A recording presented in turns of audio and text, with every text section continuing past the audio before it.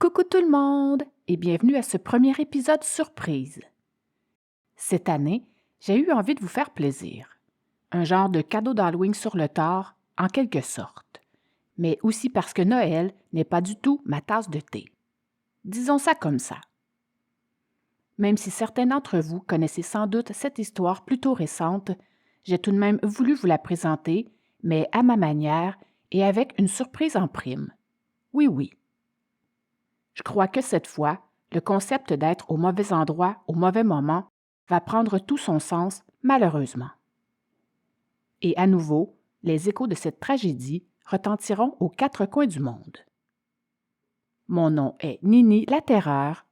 Et je suis Simon Predge du podcast Ars Moriendi. J'ai accepté l'invitation de Nini à prêter ma voix pour cet épisode. C'est elle qui signe le texte. J'espère que vous ne serez pas trop dépaysés. Bonne écoute, chers mortels. Vous êtes prêts? C'est parti! Il était une fois l'histoire de Carl Giroir, le tueur d'Halloween. Le soir du 31 octobre 2020, Carl Giroir, 24 ans, vêtu d'un costume de samouraï et muni d'un sabre japonais, va décider de se rendre dans la ville de Québec pour aller y ramasser des bonbons. Après tout, c'est Halloween pour tout le monde, peu importe notre âge. On ne juge pas. Ce jeune homme va quitter sa ville natale de Sainte-Thérèse, située tout près de Montréal, et va rouler un peu plus de 3 heures avant d'arriver dans la vieille capitale. Il va garer sa Saturne Ion Noir et va toquer à la première porte qu'il croisera. « C'est Halloween, on veut des bonbons! » Mais non, je déconne. En fait, cet homme s'en allait plutôt y faire un massacre. Maintenant que c'est dit, place à l'horreur.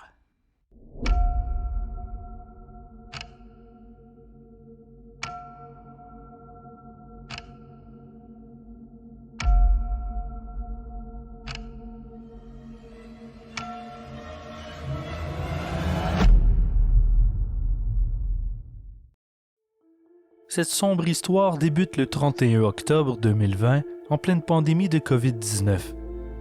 Armé de son katana, Carl Giroir va maintenant s'attaquer aux passants qu'il croisera par hasard sur sa route. Une cavale meurtrière de presque 3 heures, partant du château Frontenac jusqu'au port de Québec. Voyons ensemble son parcours qui s'est étiré sur plus de 1,7 km. C'était aux alentours de 22 heures que cet homme arrivant tout juste de Sainte-Thérèse a stationné son véhicule. Il portait un pantalon de jogging noir, des bottes de cuir également noires, en plus de son déguisement de samouraï de la même couleur et d'un masque médical, dont il dira plus tard avoir porté pour ressembler à un agent du chaos. Il est sorti de sa voiture, sabre en main. Ce parcours macabre qu'il s'apprêtait à accomplir a presque entièrement été filmé par Monsieur et Madame Tout-le-Monde, qui étaient soit derrière leur fenêtre, soit pas loin sur la rue, à l'écart du jeune fou furieux qui s'apprêtait à sévir. Du coup, on peut mieux vous décrire les différentes scènes qu'il a effectuées durant son trajet. Au sujet des caméras, une d'entre elles va révéler que l'homme a stationné son véhicule une première fois vers 21h30. Sur ces images, on le voit rebrousser chemin. Cependant, il était déjà de retour vers 22h, au même endroit. Il aurait tourné en rond dans le quartier avant de se stationner devant le château Frontenac. Il a tout d'abord essayé d'entrer dans le château et, une maudite chance, la porte était verrouillée. La première personne qu'il a croisée est Rémi Bélanger, un violoncelliste de 37 ans. Après une journée bien remplie d'une multitude de réunions virtuelles, ce musicien était sorti prendre l'air dans le Vieux-Québec et venait d'arriver devant le château Frontenac, un podcast dans les oreilles. Donc, au mauvais endroit, au mauvais moment. Rémi s'est arrêté quelques secondes pour immortaliser l'hôtel à l'aide de son cellulaire. Il a rangé son téléphone, a levé les yeux, et c'est à ce moment qu'il a vu le samouraï se précipiter sur lui, sabre levé. What the fuck? Sous le coup de la surprise, Rémi a perdu pied et est tombé par terre. Tout ce qu'il a eu le temps de voir est Giroir qui s'approchait de lui, son katana levé et prêt à le frapper. Le jeune musicien a tout d'abord pensé que son assaillant était sans doute ivre et qu'il voulait seulement lui faire peur. Mais Giroir lui a plutôt asséné un coup sur la tête. Le reste de l'attaque est assez flou. Rémi a remarqué que son assaillant l'a frappé à la main avec son sabre.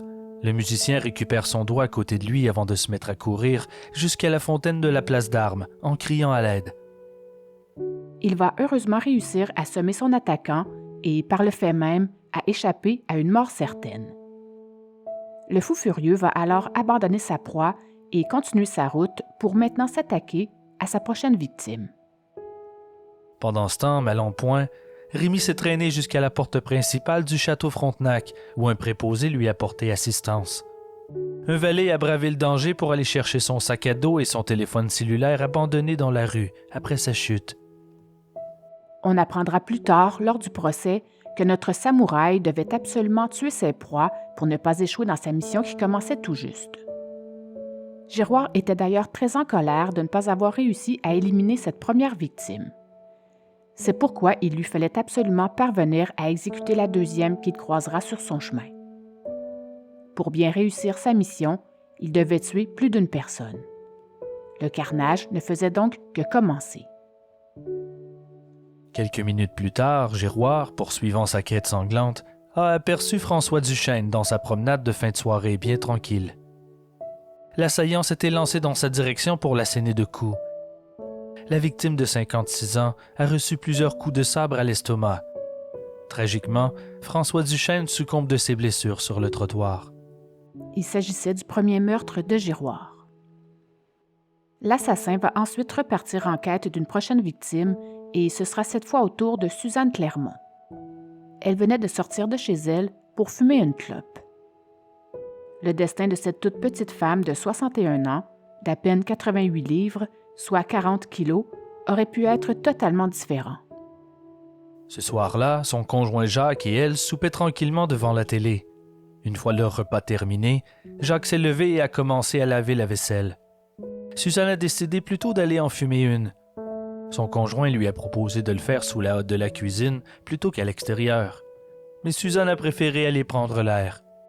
Elle est sortie sur le pas de la porte, rue des Remparts. Sans s'en rendre compte, il venait d'avoir une prémonition. À un moment donné, Jacques entend leur petite chienne Zara hurler. Il se rend à la porte pour voir de quoi il s'agit exactement et trouve sa conjointe étendue sur le trottoir dans une mare de sang. Suzanne était inconsciente, une profonde entaille traversait son front. Jacques a immédiatement tenté de faire pression sur sa blessure en appuyant dessus, mais en vain. My God, je trouve ça tellement effrayant. Jacques va hurler à mort et c'est leur voisine urgentologue qui va prendre la relève avec un massage cardiaque, mais il était clairement trop tard, malheureusement. Suzanne Clermont venait de recevoir pas loin de 22 coups de sabre. Un peu plus loin, Gilberto Porras, un jeune étudiant costaricain de 19 ans, a eu le malheur de croiser à son tour la route de Carl Giroir. Accompagné de 3 amis, Gilberto se promenait bien peinard à la recherche d'un lieu pour prendre de belles photos de leur costume d'Halloween. Giroir, qui venait à peine de laisser Suzanne, s'est approché devant eux en leur souhaitant tout d'abord un joyeux Halloween avant de sortir son katana de son fourreau. Gilberto est le premier de la gang à comprendre qu'il ne s'agit pas du tout de fiction ici et que ce sabre n'est pas non plus fait en caoutchouc. Il est aussi le premier à se faire lacérer la tête ainsi qu'un doigt avant de prendre la poudre d'escampette avec ses potes sur les talons et de courir se mettre à l'abri. En plus de perdre un doigt, Gilberto Porras y perd également un gros morceau de cuir chevelu. Il va confier plus tard avoir cru que le coup qu'il avait reçu avait atteint son cerveau. Mais non. Un des membres du groupe d'amis dira quant à lui avoir cru entendre Giroir rire alors qu'il fuyait la scène. Ça donne froid dans le dos. Il a soudainement eu un moment de réflexion. Pourquoi diable attaquait-il les gens sur la rue? Sa mission ne lui donnait pas la satisfaction espérée. Il a chassé les doutes de son esprit et a plutôt poursuivi son carnage. Il a ensuite croisé la route de 2 amis en voyage d'études au Québec. Ces 2 étudiants français, Lisa Mahmoud, 24 ans, et son meilleur ami Pierre Lagrevol, 26 ans, marchaient en direction de leur appartement. Arrivés sur la rue Buade, à l'angle de la rue Trésor, près de l'hôtel de ville, ils ont aperçu Giroir à quelques mètres d'eux. ils ne sont pas du tout au courant des attaques qui viennent tout juste d'avoir lieu aux alentours, pas très loin d'eux, et n'ont ainsi pas eu vent qu'un forcené se promenait dans la ville en tuant des gens. Lisa dira d'ailleurs plus tard que lorsqu'elle avait regardé cet homme s'avancer vers elle avec son sabre, elle s'était dit qu'il était certes bizarre, mais elle s'est immédiatement rappelé qu'après tout, c'était jour d'Halloween. Elle l'a donc regardé normalement et lui a même souri. Giroir s'en est pris à Pierre en lui assénant des coups de sabre à la tête et à l'épaule. Pierre s'est effondré par terre pendant que Lisa tentait sans succès de repousser l'assaillant. Giroir a tourné son sabre vers elle et lui a donné un violent coup à son tour. Et tout va aller très vite. Au total, Lisa a reçu environ 13 coups de sabre. Mais ce n'est pas tout. Alors que le tueur s'apprêtait à lui infliger ce qui aurait sans doute été le coup fatal, son ami Pierre s'est mis à crier de toutes ses forces. Ce cri a déstabilisé Giroir. Les deux blessés en ont profité pour lui échapper. Ils ont tenté tout d'abord de se réfugier dans un restaurant non loin, mais se sont butés à une porte verrouillée. Merde. C'est un peu plus loin sur leur route dans l'escalier Frontenac qu'ils ont croisé finalement 4 jeunes adultes qui leur ont prêté main forte et ont appelé les secours. Après cette dernière agression, le tueur va maintenant errer seul dans le quartier, sabre en main. Il va se déplacer dans plusieurs rues désertes, parfois en courant, parfois en marchant. Carl Giroir va déambuler ainsi pendant environ 2 heures. Avant que la police ne l'intercepte, plusieurs témoins raconteront plus tard l'avoir vu assis par terre, l'air épuisé et complètement désorienté. Des avertissements ont été émis par le service de police sur les réseaux sociaux, puis au téléjournal et à la radio, demandant d'éviter le secteur du Vieux-Québec et surtout de rester à l'intérieur. Voilà pour ce qui est des attaques de ce tueur d'Halloween. Comme ce forcené a fait 7 victimes en tout, il ne nous resterait qu'une histoire à vous raconter, mais nous n'en saurons pas plus, car dès le lendemain des attaques, la Cour a imposé une ordonnance de non-publication au sujet des 5 victimes survivantes pour protéger leur identité pendant leur hospitalisation. Néanmoins, une fois cette ordonnance levée, une seule des victimes a refusé que son identité soit rendue publique. Son nom n'a donc jamais été dévoilé. Tout ce que l'on sait, c'est qu'il s'agit d'une personne mineure. Il faut savoir que lors du procès, les différents témoignages et vidéos de surveillance ont permis de retracer les déplacements et les agressions de Giroir. Mais les médias n'ont pas publié les séquences complètes nom par nom. Même si l'on sait que cet assassin a attaqué 7 personnes en tout et qu'on connaît l'identité de 6 d'entre elles, l'ordre précis en termes chronologiques des événements n'a pas été communiqué publiquement pour protéger les survivants.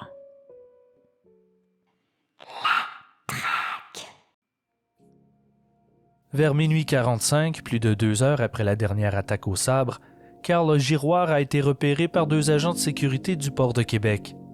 Il s'était camouflé dans des buissons près de l'espace du 400e, au quai Saint-André dans le Vieux-Port. Les policiers ont répondu à l'appel et se sont rapidement présentés sur les lieux. Ils ont procédé à son arrestation après une chasse à l'homme de plusieurs heures. Il était plus que temps. Il avait les vêtements maculés de sang et n'a opposé aucune résistance. En l'espace d'à peine quelques heures, le bilan de cet horrible drame fera état de 2 morts.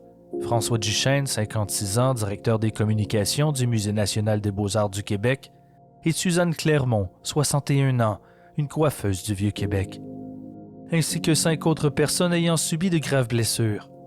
Seulement 4 des 5 blessés seront identifiés dans les médias.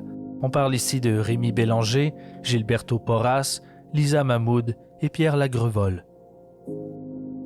Les événements se sont déroulés un peu avant 22 heures et l'assaillant a été localisé et arrêté aux alentours d'1h du matin, le 1er novembre. Il se sera donc passé pas loin de 2h15 entre la dernière attaque et l'arrestation. Cet assassin aura ainsi erré près de 3 heures dans la ville avant d'être finalement arrêté. Tout le long de l'intervention, le tueur d'Halloween est calme, écoute bien les consignes des policiers, mais ne répond à aucune de leurs questions. Arrestation. Carl Giroir a collaboré et obtempéré dans le calme. Il s'est rendu en marchant vers les policiers, main en l'air. Il s'est couché par terre de sa propre initiative en n'oubliant pas de joindre ses bras derrière son dos. Une fois debout, jusqu'à la voiture patrouille, Giroir avait une démarche régulière et regardait droit devant lui avec indifférence. Leur suspect, pâle et tremblant, va tout d'abord accepter d'être conduit en ambulance au CHUL. Il était essoufflé et couvert de sang qui provenait exclusivement de ses victimes. Les ambulanciers sur place craignaient surtout à une possible hypothermie. 1 heure plus tard, comme son état de santé physique n'avait rien de particulier, il sera amené en détention au poste de police du parc Victoria, maintenant vêtu d'une belle jaquette d'hôpital. Dès le départ, l'accusé a choisi de garder le silence, sauf pour demander un verre d'eau et une couverture. Écoutons d'ailleurs un court extrait à ce propos. C'est ça le numéro de téléphone, Cam? Vous avez dit que j'ai le droit de garder le silence. Tu veux pas me répondre? Ton numéro de téléphone? Est-ce que tu confirmes ton adresse? Ou permis de conduire?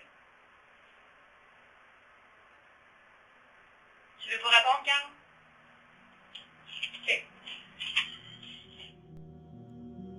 Malgré plusieurs tentatives de la part des enquêteurs pour le faire parler, ce sera silence radio pendant plus de 5h30. En fait, jusqu'à ce que Giroir ouvre la bouche à nouveau pour leur dire qu'il voulait parler à son avocat. Quelques jours plus tard, son avocat a informé le juge qu'il avait mandaté un psychiatre pour faire subir une évaluation psychiatrique à son client. Bonne idée. Il avait l'intention de présenter une défense de non-responsabilité criminelle pour cause de troubles mentaux. Si l'équipe de la défense décide de plaider la non-responsabilité criminelle, la couronne fera, elle aussi, une contre-expertise psychiatrique pour répondre aux arguments de l'accusé. Nous verrons ça plus loin. Les premières émotions visibles de Giroir n'ont sorti que lorsqu'il est arrivé en cellule. Giroir a alors versé toutes les larmes de son corps, prenant enfin conscience de sa situation. Il dira plus tard au tribunal qu'il n'avait jamais autant versé de larmes de toute sa vie. L'accusé sans antécédent criminel a été accusé de 2 chefs de meurtre au premier degré et de 5 chefs de tentative de meurtre. Le procès. Dès le début de ce procès, qui va s'étirer sur 6 semaines, l'avocat de Carl Giroir va finalement décider de plaider la non-responsabilité criminelle pour cause de troubles mentaux. Il va essayer de prouver que son client ne savait pas distinguer le bien du mal le soir du drame. La couronne, quant à elle, va plutôt tenter de prouver que Giroir avait prémédité ses gestes. Je ne pense pas non plus me tromper en disant que tout ce procès tournait essentiellement autour des évaluations que ces 2 experts psychiatres avaient faites. Le témoignage de ces 2 psychothérapeutes qui se présentaient maintenant à la barre était effectivement le point crucial de ce procès parce que, veut pas, le prévenu s'était quand même bien livré à eux. Les 2 psychanalystes qui l'ont rencontré viendront tour à tour nous exposer leurs constatations après l'avoir vu. Commençons tout d'abord par le témoignage du psychiatre de la défense. Dr Gilles Chamberlain, spécialisé en psychiatrie légale depuis plus de 25 ans, a pu rencontrer Carl Giroir pendant plus de 6 heures entre le printemps et l'automne 2021. Il avait bien sûr préalablement consulté les différents rapports des professionnels que Giroir avait pu consulter au cours de sa vie. D'emblée, le docteur Chamberlain a mentionné que cet homme souffrait de schizophrénie et qu'il délirait lorsqu'il a tué et blessé ces piétons qu'il a croisés ce soir-là. C'est donc à partir d'ici que nous en apprendrons enfin un peu plus sur son passé. Dès son plus jeune âge, le jeune Carl avait des problèmes comportementaux qui, hélas, ont empiré jusqu'à l'âge adulte. Assez tôt dans sa vie, il était suivi par des psychologues et des pédopsychiatres du réseau scolaire.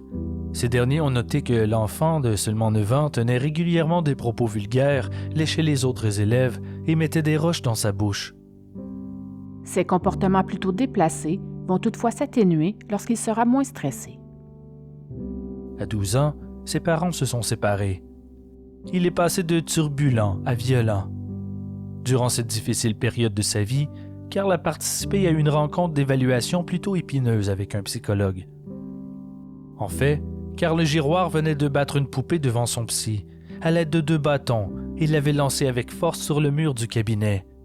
Cette scène ahurissante a démontré à ce psychanalyste à quel point cet enfant était rigide, avec un potentiel agressif et impulsif extrêmement important, en plus des pensées morbides qu'il décelait chez ce dernier.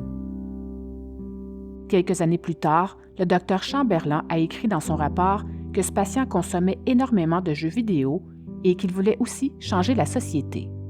Sa fameuse mission. Lorsqu'il additionnait les éléments de rigidité de Giroir, donc ses problèmes de contact avec les autres, les nombreux tics physiques qu'il avait, mais aussi le fait qu'il balançait régulièrement son corps d'avant en arrière, seraient probablement pour lui des symptômes qui s'apparenteraient au spectre de l'autisme. Pour ce qui est de sa schizophrénie, le psy a évalué que Giroir en souffrait sans doute depuis le début de son adolescence. Carl a abandonné l'école à l'âge de seulement 15 ans. À ce moment-là, il n'a aucun ami ni copine, il fume beaucoup de cannabis et enchaîne les emplois instables. Pour ce thérapeute, il s'agissait d'une descente de l'échelle sociale typique des schizophrènes. Mais pas que. La personnalité éteinte de cet accusé, son humeur uniforme et ses convictions inébranlables militaient aussi en faveur de ce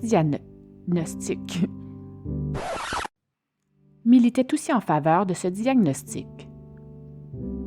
Et parlant de conviction, Carl Giroir s'est confié spontanément au docteur Chamberlain en lui rappelant la mission qui était née dans son esprit tordu lorsqu'il a fait l'achat de son premier sabre alors qu'il venait d'avoir 18 ans. Pour cet adolescent à l'esprit malade, il pouvait maintenant, grâce à cette arme, se comparer et même devenir comme ces personnages de jeux vidéo dont il était si friand, soit en faisant du mal aux gens avec cette épée entre ses mains. Ça fait peur.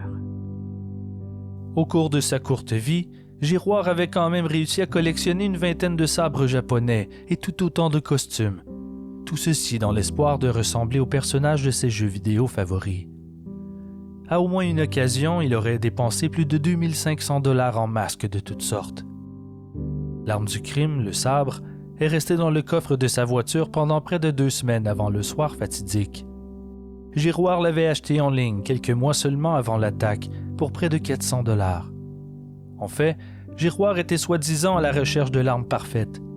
Il avait même confié à son psy qu'il voulait mener sa mission meurtrière avant l'âge de 25 ans, car, selon lui, plus on meurt jeune, plus le symbole est grand. Il a ajouté également que plus les années passaient, plus cette compulsion de tuer envahissait ses pensées.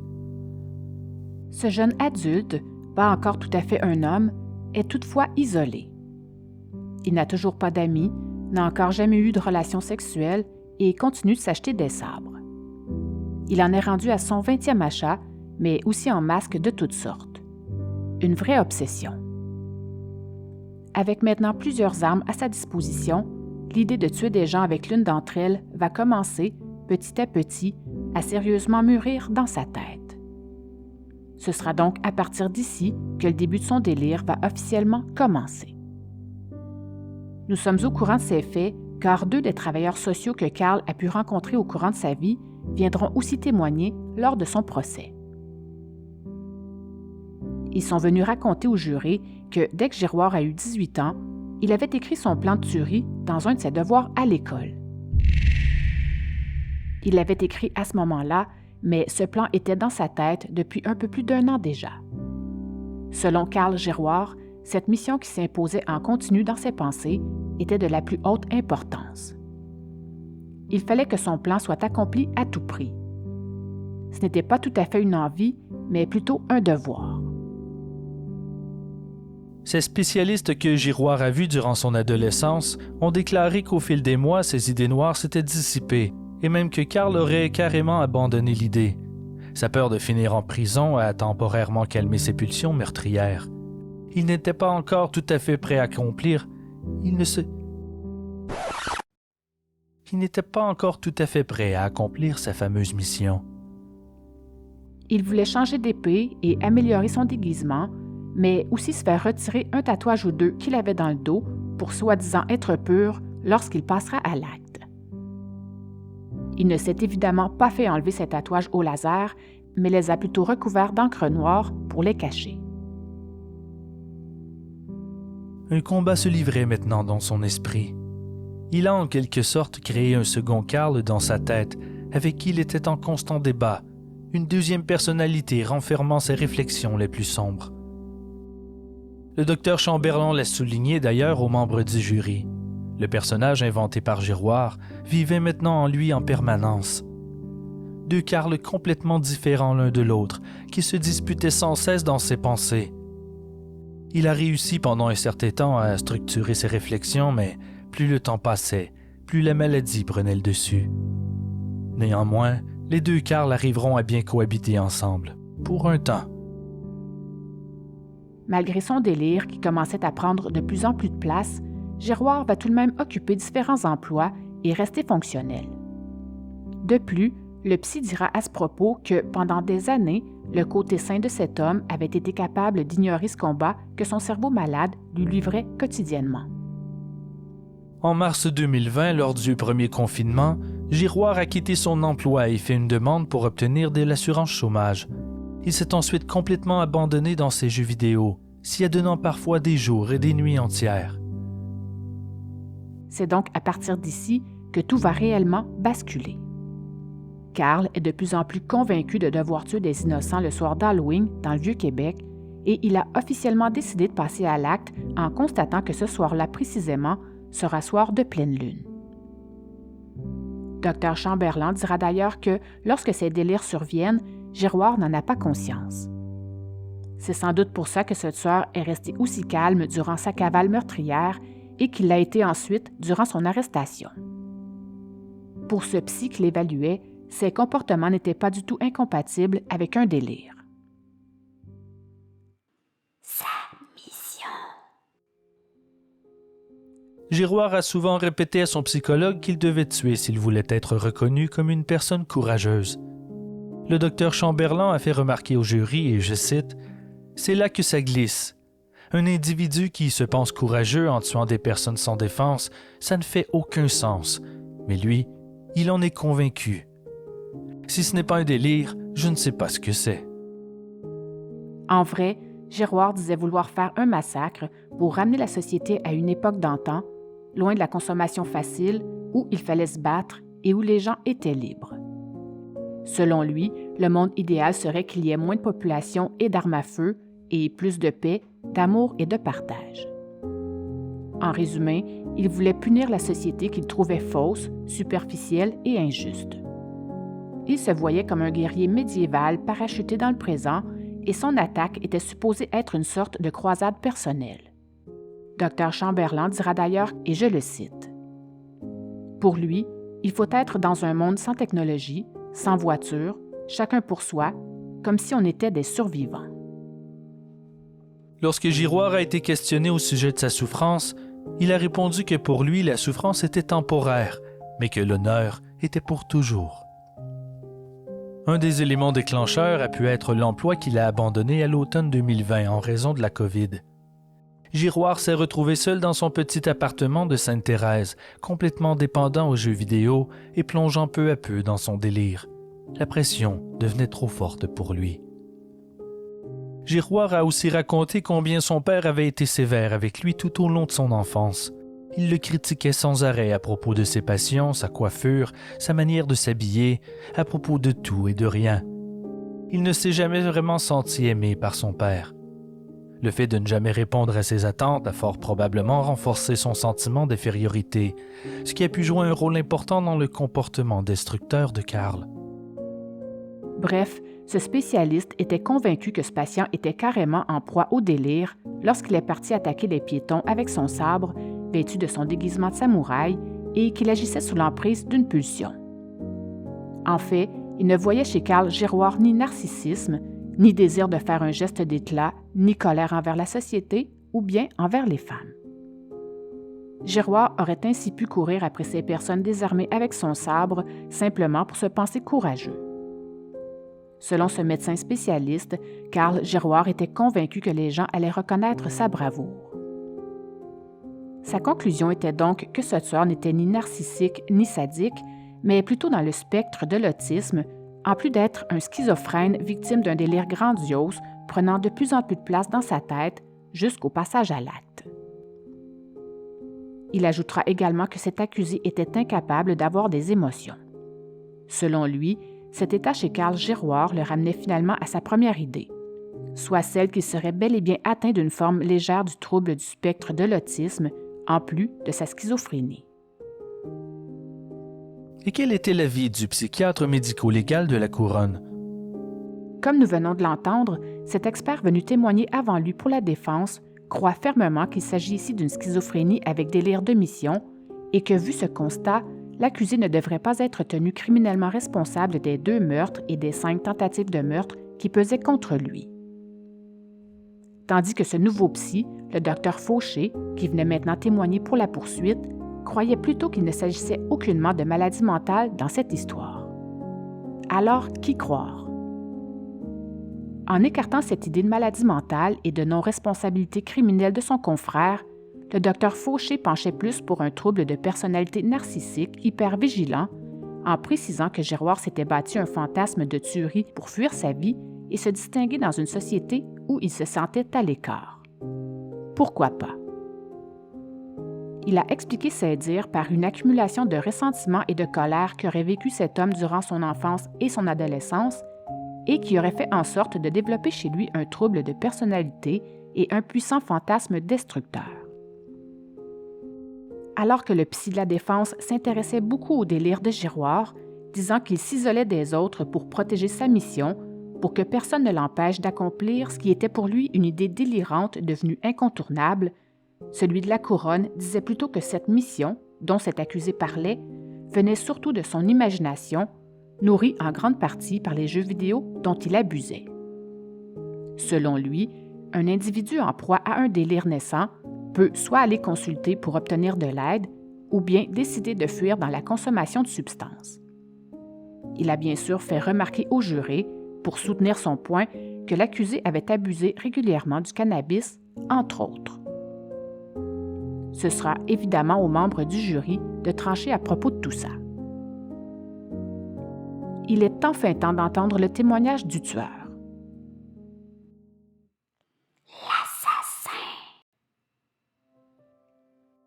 Sapé d'une chemise blanche et les cheveux coupés beaucoup plus courts, comme son père aimait, Carl Giroir était menotté aux poignets et aux chevilles tout au long de son procès, même lorsqu'il a témoigné à la barre. Il a passé une journée entière à répondre aux questions mitraillées par les avocats. N'oublions pas que l'avocat de Giroir avait laissé entendre au juré que la pandémie et les différents confinements avaient aggravé l'état mental de son client et avaient contribué à le convaincre de passer à l'acte. Lors de son témoignage, Giroir a expliqué à son tour sa vision de l'impact que la pandémie a pu avoir sur lui. Il a expliqué sa décision de demander de l'assurance-emploi en mars 2020. Après cela, il n'avait rien de prévu mis à part ses jeux vidéo. Il dira, et je cite, « Je prenais beaucoup de café, je fumais du hash et je gamais. » Absorbé par les mondes fantastiques de ces jeux, il a négligé son sommeil et son alimentation. Peu à peu, son univers fictif s'est mélangé avec le réel, jusqu'à ce qu'il n'arrive plus à discerner le vrai du faux. Il a raconté comment cette mission de tuer des gens, mission qui l'obsédait depuis qu'il était ado, s'était imposée à lui progressivement. Il faut savoir que ce mandat l'incitait à tuer des gens adultes et non des enfants. Il a également raconté, d'un ton poli, calme et clair, que c'est vers l'âge de 15-16 ans qu'il a découvert ses jeux vidéo et particulièrement ceux avec des épées et des armes blanches. Pour lui, cet univers venait supplanter sa réalité, notamment celle de se rendre à l'école tous les jours, dont il perdra tout intérêt. Inévitablement, avec ce nouveau mode de vie, Giroir a commencé à mélanger le monde des jeux vidéo avec celui du monde réel. Misère. À partir de 18 ans, il sera de plus en plus habité par l'idée de cette mission qui prenait maintenant toute la place dans sa tête. Il dira à ce propos: « J'y pensais toujours, chaque jour. C'était comme un deuxième monde dans ma tête que j'associais à cette mission. Il y avait un Carl Giroir qui ne pensait pas à la mission et un Carl Giroir qui pensait qu'à la mission. J'ai jamais pu enlever ça de ma tête. » Le pauvre. Son mandat constituait à tuer des gens pour attirer l'attention d'autres amateurs de jeux anonymes qu'il va appeler ses alter-ego. Selon lui, le contexte du Vieux-Québec, de l'Halloween et de la pleine lune aurait contribué à stimuler ses obsessions. Son plan se résumait donc à éliminer le plus de gens possible pour créer le chaos et alerter ses alter-ego pour créer un monde meilleur. En réalité, le vrai Carl faisait tout son possible pour résister à son alter-ego. Mais au moment de son témoignage, un peu plus d'1 an et demi après le drame, il a déclaré que c'était difficile pour lui de se remettre dans la tête du Carl malade. Il y avait, depuis belle lurette, 2 Carl Giroir dans sa tête. Le fameux soir d'Halloween, il y avait celui de la mission, qui voulait tuer des gens pour faire un monde meilleur, et celui qui se battait contre cette dite mission. Voilà ce que cet homme est venu dire pour justifier ses gestes. Lorsqu'il a quitté son domicile en direction de Québec, il s'est arrêté dans un dépanneur sur la route pour se ravitailler. Il ne s'est acheté qu'une boisson énergisante et un sandwich. Il n'a toutefois pas touché son sandwich. Il était trop angoissé pour ce qu'il était sur le point de faire. Ça n'aurait sans doute pas passé. Une fois sur place et avant de se lancer dans sa mission, il a pris peur et a fait demi-tour. Cependant, il était de retour quelques minutes plus tard, plus déterminé que jamais de passer à l'acte. Il a dit « J'ai pris de grandes respirations. Je pensais à ma mission, à l'Halloween, à la pleine lune. Il fallait que j'élimine des gens ce soir-là. Je n'avais pas envie de le faire. Je me suis forcé à le faire, contre ma volonté. » Et on connaît malheureusement la suite. Une fois sa mission accomplie, toujours selon son plan initial, Carl Giroir devait s'enlever la vie et devait également brûler sa famille. Il a révélé au procès avoir transporté un bidon d'essence dans le coffre de sa voiture pendant 4 ans, attendant le bon moment. Intense quand même. L'essence devait servir à incendier le domicile familial. Presque tout le procès, Giroir avait le regard constamment vers le bas, tout en se balançant d'avant en arrière. Un classique chez lui depuis qu'il est adolescent. Maintenant, voyons voir ce que Monique Dalphon, la maman du prévenu, avait à dire au sujet de son fils. Brièvement, elle a raconté que son garçon a été suivi en pédopsychiatrie pour des troubles de comportement lorsqu'il était à l'école primaire et que ses problèmes de comportement étaient devenus plus sérieux autour de sa 3e année. Son fils avait surtout des comportements perturbateurs. Dans le bus, il faisait des crocs en jambes aux élèves qui passaient à côté de lui et il voulait aussi se battre avec les autres garçons. Il courait également après les filles de 6e année, beaucoup plus vieilles que lui, pour les embrasser. Un comportement totalement inapproprié pour son âge. Il lui arrivait même de manger des mines de crayon, des gommes à effacer ou du papier. Monique Dalphon a eu 3 garçons. Un d'entre eux était autiste. Cette femme a pratiquement élevé seule ses enfants, étant donné que le père avait abandonné la famille alors que Carl n'avait que 10 ans. Vers la fin de son primaire, Carl était médicamenté pour traiter son hyperactivité. Son comportement en classe s'était amélioré, mais son anxiété ne le quittait que rarement. Puis il a cessé de prendre sa médication sous prétexte qu'il n'aimait pas ses effets. Il dormait et mangeait très mal, se plaignant de maux de ventre constants. Carl Giroir a eu sa première carte de crédit à sa majorité et c'est à ce moment-là qu'il a commencé à avoir un réel intérêt pour les armes blanches et les costumes de samouraï. Sa mère a mentionné qu'il en achetait, les jetait et en rachetait d'autres ensuite. Lorsqu'un des avocats lui a demandé si ce comportement l'inquiétait, elle lui a répondu, et je la cite. « C'est sûr que je suis inquiète, mais c'est le seul intérêt qu'il a, à part les jeux vidéo. Il n'avait pas d'amis, pas de blonde, pas de vie sociale. J'ai pas voulu le décourager. » Désirant quitter le sous-sol de la résidence familiale, Giroir, maintenant âgé de 23 ans, se prend un appartement seul sur la rive nord de Montréal. Certaines rumeurs racontent qu'il était parti à la suite Certaines rumeurs racontent qu'il était parti à la suite d'une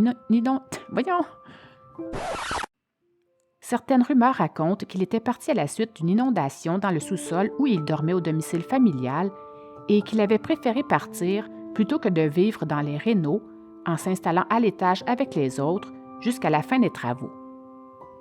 Ce déménagement a été une sorte de coupure avec sa réalité sociale.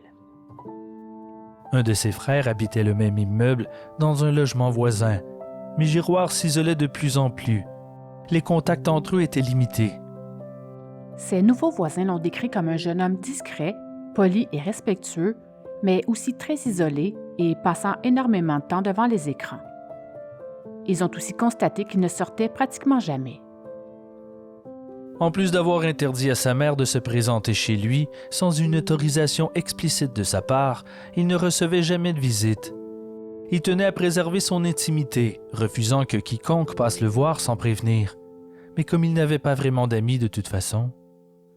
Évidemment, cette nouvelle distance d'avec ses proches lui permettait maintenant de s'enfermer davantage dans son univers. L'autopsie. Dr Caroline Tanguay, une pathologiste judiciaire d'expérience et une habituée de ce genre de cas, a été la dernière à témoigner pour la couronne. Elle avait entre autres fait l'autopsie de la petite fille de Granby l'année d'avant, dont j'avais justement fait un épisode sur le sujet. N'hésitez pas à aller l'écouter. Elle savait déjà, au moment de commencer son travail, que les 2 victimes avaient été attaquées à coups de sabre. Elle a calculé 13 plaies sur le corps de M. Duchesne, principalement situées au cou, au tronc et au dos. Mais pas seulement. Elle a également été en mesure d'affirmer que le sabre du tueur l'avait aussi transpercé à 8 reprises, atteignant plusieurs fois des vaisseaux sanguins et des organes importants. Elle a expliqué aux membres du jury que cet homme décédé n'avait pas de plaie de défense sur les bras parce qu'il était tombé au sol immédiatement après avoir reçu un coup, mais a toutefois dit qu'il en avait sur les genoux. Cet état de fait lui démontrait qu'il avait bien tenté de se défendre, mais avec ses genoux et non avec ses bras. Pour ce qui est de Suzanne Clermont, cette pathologiste y trouvera pas moins de 22 plaies. Madame Clermont a reçu des coups à la tête et au visage qui lui ont causé des plaies mortelles et elle a également reçu des coups de sabre au tronc, mais aussi aux bras et aux mains, qui prouvaient qu'elle avait, elle aussi, essayé de se défendre. Pendant qu'elle décrivait ces 2 effroyables crimes, Carl Giroir semblait bouleversé. Il avait le visage caché dans ses mains et s'était bouché les oreilles par moments, tout en se balançant intensément sur sa chaise. Selon son rapport final, les 2 victimes du tueur au sabre sont mortes d'un polytrauma par lame piquante et tranchante. Elle a terminé son témoignage en précisant que les blessures étaient si sévères que les victimes n'avaient que très peu de chances de survie. Les coups de sabre donnés par Giroir avaient été portés avec force, dans le but de tuer. Voici maintenant un bref résumé du suivi des blessures de quelques-unes des victimes de cet assassin et aussi des conséquences, à court ou à long terme, de ce qu'ils ont dû subir. Commençons tout d'abord par Rémi, le musicien. Ce pauvre homme avait 2 fractures aux omoplates, mais aussi une blessure imposante à la hanche qui lui donneront beaucoup de difficultés à se déplacer. Il avait aussi une autre blessure importante à la gorge et des fractures au crâne, mais qui n'ont par chance pas atteint son cerveau. Et il y avait bien évidemment sa main droite, donc celle qui lui servait à jouer de son instrument. Rémi va perdre son index en entier durant l'affrontement, mais comme il a eu la rapidité d'esprit de le ramasser et de le garder précieusement dans sa main jusqu'aux urgences, il a pu se le faire greffer. Tant mieux. En fait, tous les doigts de sa main droite ont été abîmés durant l'attaque. Rémi a été hospitalisé pendant 2 semaines et a ensuite passé un bon 3 mois à l'Institut de réadaptation. Quand même. Pour ce qui est de Lisa Mahmoud, soulignons le courage de cette femme à venir témoigner au procès. Elle a raconté que, depuis le drame, elle devait suivre des séances de réadaptation dans l'espoir de retrouver la mobilité dans ses bras. Elle aimerait bien pouvoir reprendre son métier de coiffeuse. Elle a plus tard affirmé avoir trouvé très difficile de faire face à son agresseur, assis sur le banc des accusés durant son témoignage. Elle a dit être très fière d'avoir trouvé la force de le regarder, droit dans les yeux. Bravo pour ça. Je cite, « Il aura une très mauvaise vie. C'est lui qui l'a voulu. Moi, je suis encore là. Je me bats encore pour mes blessures, mais j'ai la chance d'être ici. Ça va aller. Je vais reprendre ma vie en main. » Elle a souhaité que cet homme passe un maximum de temps enfermé derrière les barreaux, car pour elle, il restera toujours une personne dangereuse et manipulatrice. Elle a terminé en mentionnant être très contente qu'il soit enfin enfermé. Ensuite, et pour clore ce chapitre, en ce qui concerne Gilberto Porras, qui s'est fait lacérer la tête et un doigt par cet assassin, il a passé 2 semaines à l'hôpital et a subi 2 chirurgies pour réparer les dégâts aux muscles et aux tissus de sa main. Il garde malheureusement des séquelles permanentes, notamment une force réduite dans un bras et des cicatrices visibles. Verdict. C'est devant une salle d'audience pleine à craquer que les membres du jury, 7 femmes et 4 hommes, ont rendu leur sentence. Un seul membre était absent après avoir été déclaré porteur de la COVID-19. 3 d'entre eux contracteront le virus au cours du procès interrompu à 2 reprises à cause de la pandémie. Le jury a pris 5 jours avant d'arriver à une décision unanime. Le tueur du Vieux-Québec, ou, si vous préférez, le tueur d'Halloween, comme il est également surnommé, a été reconnu coupable des meurtres au premier degré de François Duchesne et de Suzanne Clermont, en plus de tentatives de meurtre sur 5 autres piétons qu'il a croisés sur sa route meurtrière. Selon ses jurés, il ne faisait visiblement aucun doute que cet accusé savait ce qu'il faisait lorsqu'il a quitté Sainte-Thérèse le 31 octobre 2020 pour se rendre près du château Frontenac et attaquer 7 personnes à coups de katana.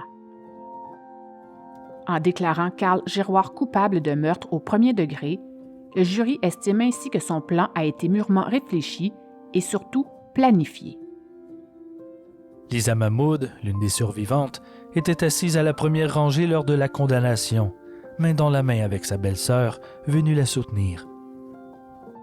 Lisa était encore une fois dans le champ de vision de son agresseur, qui la voyait assurément chaque fois qu'il tournait la tête pour regarder le public dans la salle.